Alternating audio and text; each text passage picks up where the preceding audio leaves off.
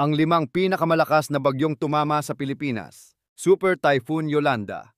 Noong Nobyembre 2013, tumama si Yolanda sa Pilipinas. Hangin na halos 315 kilometro bawat oras. Noong panahon na iyon, ito ang pinakamalakas na bagyong naitala sa kasaysayan ng mundo. Nang salpukin ng storm surge ang Tacloban, parang tsunami. Lahat ng dinaanan, tinangay. Mahigit 6,300 ang namatay at 75 bilyon ang halaga ng mga naging pinsala.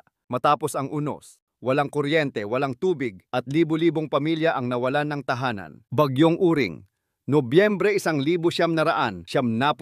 Akala ng lahat mahina lang si Uring, pero biglang bumuhos ang ulan sa Leyte nang walang tigil. Sa Ormoc City, isang dambuhalang baha ang bumagsak mula sa bundok. Tubig at putik ang kumubkob sa buong lungsod sa loob lang ng ilang minuto. Mahigit 5,000 katao ang nalunod o nawala. Ang gabing yon, isa sa pinakamadilim sa kasaysayan ng Ormoc. Bagyong Ondoy.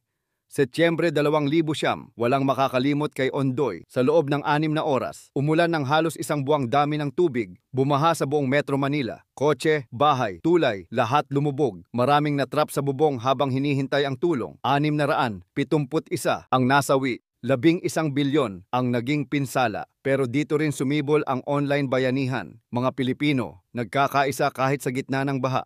Bagyong Pablo.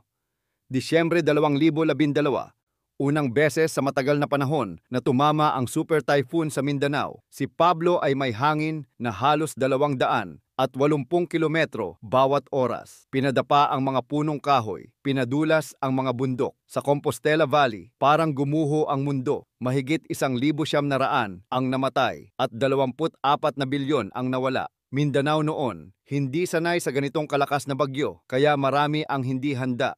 Bagyong Odette. Disyembre 2021, ilang araw bago magpasko, dumating si Odette. Category 5 typhoon. Hangin na halos sumisira ng bakal, ulan na parang buhos ng dagat. Siargao, Bohol at Cebu, lahat halos nagiba. Mahigit 400 at 10 katao ang namatay. 47 bilyon ang pinsala. Walang kuryente, walang signal, pero may pag-asa. Kapit-bisig ang mga Pilipino, kahit sa dilim. Nasira ang mga bahay, nawala ang mga mahal sa buhay, pero hindi kailanman nawasak ang loob ng Pilipino. Ngayon, meron na namang papadating na isang super typhoon. Pero kahit ilang bagyo pa ang dumating, tayo'y babangon lagi.